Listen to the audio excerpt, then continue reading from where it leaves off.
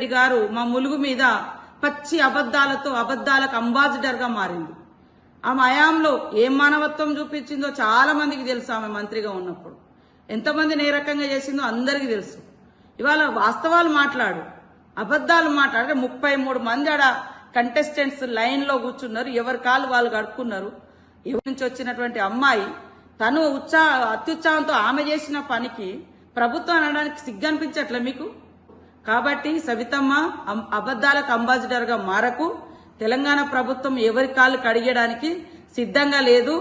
మీలాంటి వాళ్ళు, మీ నాయకులు లాంటి వాళ్ళు తెలంగాణ ప్రజలను అణిచిపెట్టి కాళ్ళు కడిగించుకునే చరిత్ర, కాళ్ళు మొక్కించుకునే చరిత్ర ఆ కుటుంబాలది, ఆ నాయకులది, ఆ దొరతనాంది, ఆ దురహంకారంది. కాబట్టి ఇవాళ అబద్దాలకు అంబాసిడర్ గా మారే సవితమ్మ, అదేవిధంగా బీఆర్ఎస్ నాయకులు తప్పుడు ప్రచారం చేసుకోకండి. తప్పుడు ప్రచారాలతో మీరు ఇవాళ మీ పరువు మీరే తీసుకుంటారు.